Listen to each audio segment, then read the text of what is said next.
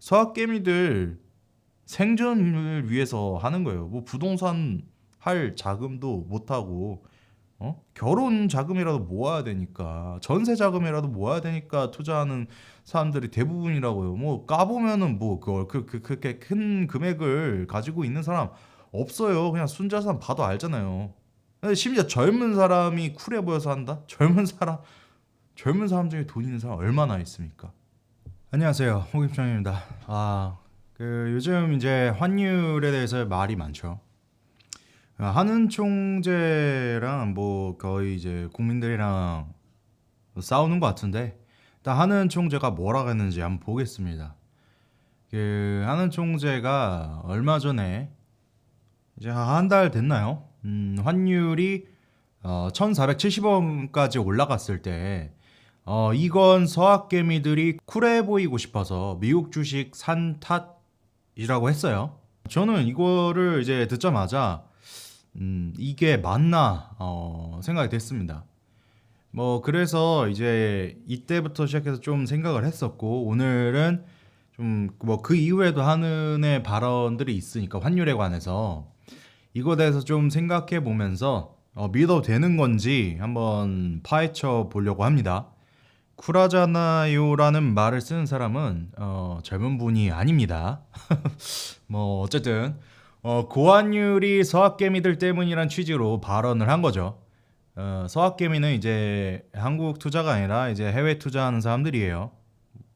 그 다음에 이제 그 뒤로도 이제 계속해서 이어졌죠. 환율이 워낙 이제 계속해서 상승을 이어가고 있고 하니까요. 1월 15일이 이제 가장 최근인데, 이제 뭐 한은이 그랬어요. 사실 확인도 안 하고 한은이 돈 풀어서 환율이 이 지경이 됐다고 얘기하는데, 진짜 정말 당황스럽고 좀 짜증 난다, 이런 말로 이제 해명을 하면서 좀 격한 표현을 썼어요. 그러니까 지금까지 한은의 주장을 요약하면 이제 이거예요. 첫 번째, 환율 상승은 서학개미의 해외 투자 때문이다. 두 번째, 한은이 돈을 과도하게 푼 건 아니다. 세 번째, 통화량 M2 증가가 환율 상승 원인이라고 말하는 것은 틀렸다. 진짜 그럴까요? 뭐 이제 여기서 좀 차분하게 생각해 봐야겠죠. 환율이 뭐냐에 대해서 좀 생각을 해야 돼요. 이 돈에 대한 이제 시장의 가치거든요. 돈의 가치는 그럼 뭐냐? 어떻게 표현되냐? 금리로 표현되죠. 이자 많이 주면 그게 비싼 돈이 되고 그 돈을 갖고 싶은 게 정상이잖아요. 지금 상황 볼게요. 미국의 이제 기준 금리가 3.75%고 한국은 2.5%예요. 그러니까 1.5%가 차이가 나는데, 이게 이제 42개월 가량 이렇게 한국이 미국보다 금리가 낮은 게 42개월이라는 기간 동안 이제 유지가 됐어요. 이게 역대 최장 기간이 지속된 거예요. 상식적으로 생각해 봅시다. 미국의 단기채가 4%의 이자를 줘요. 그러면은 한국 단기채는 2%를 줘요. 여러분이 10억 원이 있다고 쳐봅시다. 10억 원을 가지고 한국 단기채를 사면 2% 이자를 줘요. 근데 미국은 4%를 줘요. 아니 왜 그렇게 2% 이자를 받으면서 한국 단기채를 그럼 가지고 있겠습니까? 원화가 그러면 시장에 넘쳐나겠죠. 원화를 다 팔아버렸으니까. 그럼 원화 가치가 당연히 떨어지는 거예요. 음. 그럼 이제 환율에 영향을 주는 여러 요인들을 좀 순서대로, 그러니까 중요도, 상위 중요도 순서대로 좀 볼게요. 일단 첫 번째는 그래서 금리 차예요. 이 구조적 요인이 다른 것보다 훨씬 상위 개념이라고요. 26년도에 지금 미국이 이제 금리 인하를 했음에도 이제 1,450원 이상의 고환율 고착화 현상이 이제 계속 나타나고 있는데, 이건 왜냐? 내년 연준의 정책 금리 인하는 뭐 해봐야 두 차례일 거예요. 그러니까 미국이 이제 지금부터 더 계속해서 낮춘다 해도 최대 느려도 3% 정도로 보는 거예요. 시장에서는. 한국은 지금도 2.5%고요. 그러니까 한국은 가만히 있는데 미국이 인하 기조로 들어갔다. 오케이, 좋아. 인하 기조 들어가서 얼마나 내리는데 해서 계속 내려도 여전히 미국이 더 비싸요. 0.5% 정도 차이가 계속 나는 거죠. 이제 강성진 이제 고려대 경제학과 교수는 이렇게 얘기를 했어요. 한미 금리 스프레드가 상당 기간 유지되는 데다, 그러니까 스프레드는 차이를 얘기해요. 차이를 어렵게 얘기하는 거예요. 성장률 격차조차도 존재하는데 미국 성장률이 한국보다 더 커요.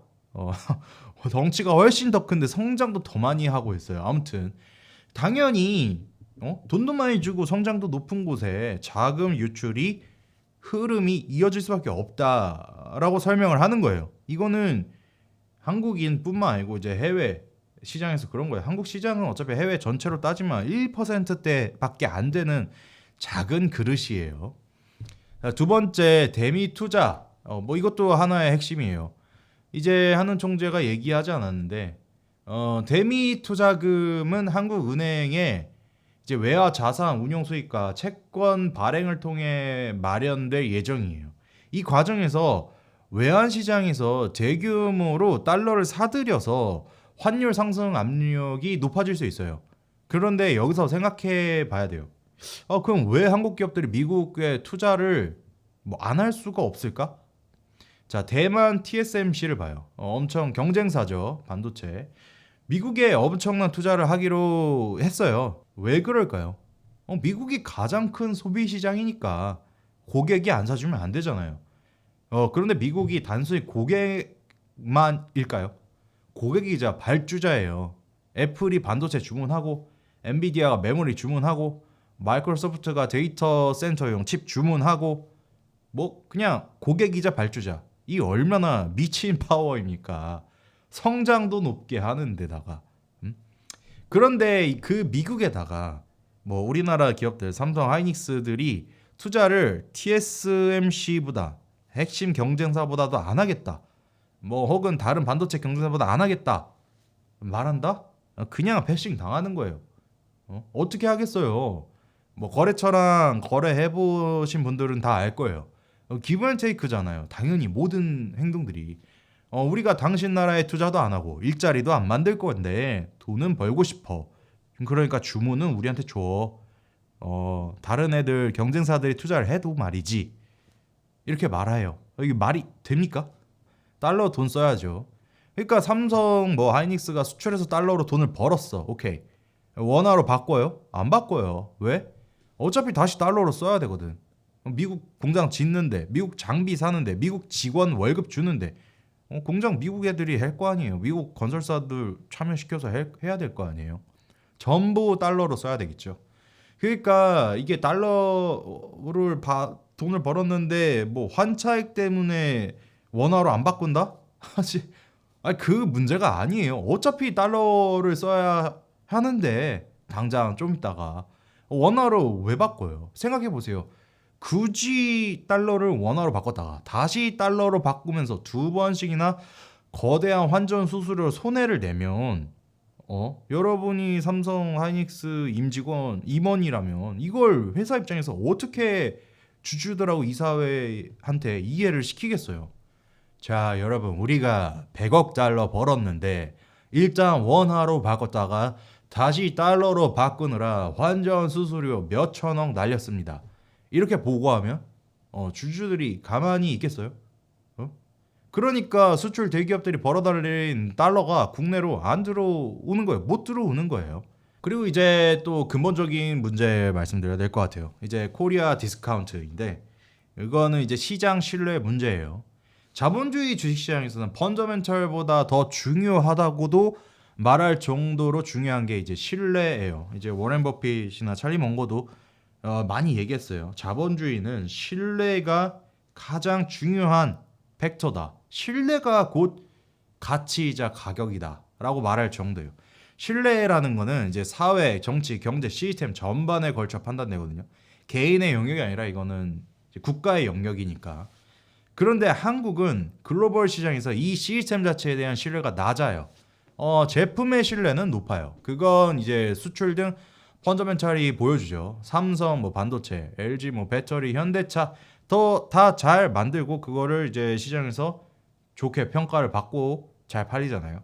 하지만 시장에서는 들어왔다 빠지는 사냥터의 모습을 보여주는 거예요. 2012년부터 2021년까지 10년간 국내 상장 기업의 주가 장부 비율은 선진국의 52%, 신흥국의 58%에 불과하며 분석 대상 45개국 중 41위라는 연구 자료가 있어요. 왜 그럴까요? 이게 한국 사회는 전반적으로 기업은 주주들의 소유라는 이제 자본주의적인 인식이 원래 부족했고 기업을 재벌 일가의 개인 자산으로 보는 인식이 강해요. 예, 우리나라 사람만 얘기하는 게 아니고 이제 글로벌에서 볼 때도 그렇죠. 우리가 느끼는 실제적인 뭐 그런 부분도 많죠. 뭔 홀딩스라는 애들이 티끌만한 이런 말이 있어요. 애플이 한국에 있었다면 애플 모바일, 애플 반도체, 애플 디스플레이, 애플 소프트, 애플 가로 열고 홀딩스로 분할됐을 것이라고요. 미국 주식 사면은 배당 잘 준 애들은 배당을 너무 잘 줘. 자사주 매입 잘한 애들은 자사주 매입 잘해. 성장률 잘한 애들은 성장이 미쳤어. 이렇게 모든 요인들이 있고 분할 상장 막 했다가는 뭐 그냥 철퇴 때려 맞고 그냥 골로 가는데 그런 시스템이 있단 말이죠. 그리고 이제 4순위가 이제 달러 강세라고 봐요. 뭐 이게 뭐 윗순위랑 별 차이가 없을 수 있는데 이제 트럼프 2기 행정부가 이제 들어서면서 지금 이제 뭐 이 트럼프 자체가 만들어내는 이 세계 질서가 혼란의 시대이기도 하지만 뭐 트럼프가 먼저인지 뭐 이 세계가 먼저인지는 좀 모르겠어요. 닭이 먼저냐 달걀이 먼저냐라는 수준이에요. 뭐 어쨌든 왜냐면 이제 전쟁도 그 전부터 있어왔으니까 어쨌든 지금 미국 경제가 강하게 성장할 거란 기대가 있어요. 뭐 관세 정책도 그렇고 AI 붐 뭐 이런 게 다 달러 강세의 요인이죠. 또 안전자산 선호 현상이 강하죠.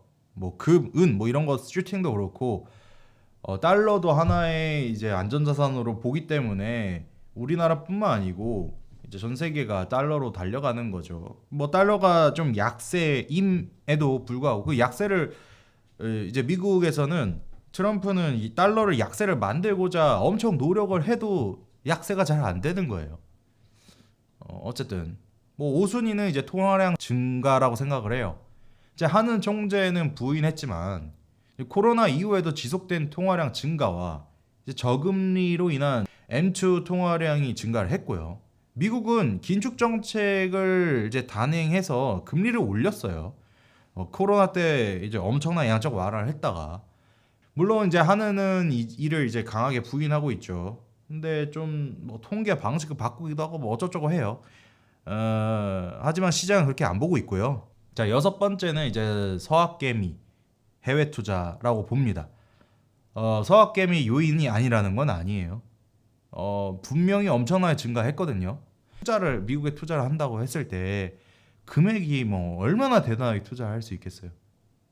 정말 극소수의 사람들이 뭐 10억 이상을 할 거고 투자를 5억 이상만 해도 카카오페이에서는 아마 1% 안쪽일 거예요. 투자 금액이. 미국 투자만이 아니고 전체 금융 투자 금액이. 근데 전체 금융 투자 금액을 전체 다 미국 투자할 수도 있지만 그 중에서도 또 쪼개서 뭐 한국 투자도 할 수 있잖아요. 그러면은 평균 순 자산이 뭐 4억대이고 그 중에서 현금으로 가지고 있는 돈에 있어서 투자할 수 있다면 이게 쪼개면은 그거를 이제 핵심 요인으로다가 그러니까 요인은 맞는데 핵심 요인으로 자꾸만 얘기하는 거는 아닌 거라는 거죠. 배울 만큼 배우신 분들 아니에요.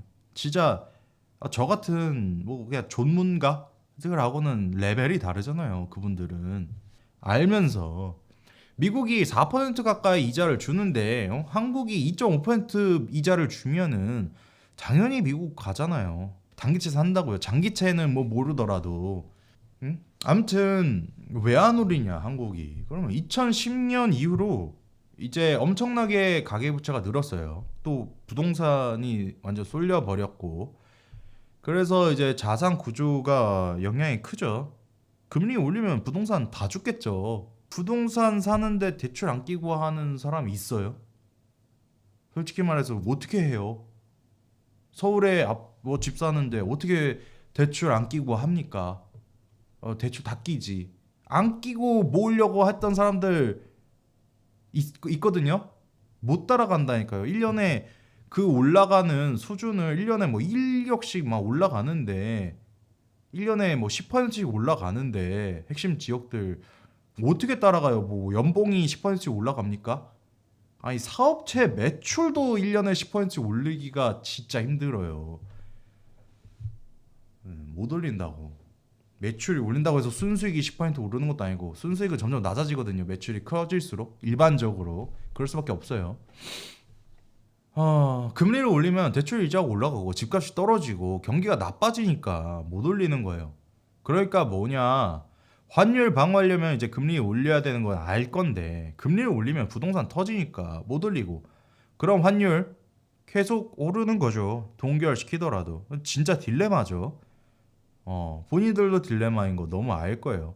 그런데 이제 한은 총재는 이 본질적인 문제는 말 안 하고 이제 말 안 하고만 있어도 모르겠는데 서학개미가 쿨해 보이고 싶어가지고 미국 주식 산다고 해요. 이거 서학개미들 생존을 위해서 하는 거예요. 뭐 부동산 할 자금도 못 하고 결혼 자금이라도 모아야 되니까 전세 자금이라도 모아야 되니까 투자하는 사람들이 대부분이라고요. 뭐 까보면은 뭐 그걸 그렇게 큰 금액을 가지고 있는 사람 없어요. 그냥 순자산 봐도 알잖아요. 근데 심지어 젊은 사람이 쿨해 보여서 한다? 젊은 사람 중에 돈 있는 사람 얼마나 있습니까? 뭐 그러면서 이제 좀 웃긴 거는 이제 총재 본인은 2009년부터 2020년 12년 동안 본인의 세 자녀의 유학비로 20억 원을 지출했고 이제 미국 뉴저지에 아파트 구입하는 과정에서 10만 달러를 좀 또 빌려줬어요. 그래서 이제 한국은행의 해명은 뭐 외국에서 사느라 어쩔 수 없었다예요. 근데 이게 문제는 아니에요. 당연히 본인이 원화를 가지고 달러를 쓰는 것 자체가 문제라고 얘기하는 게 아니에요. 문제는 그렇게 한 것도 본인이 투자한 거잖아요.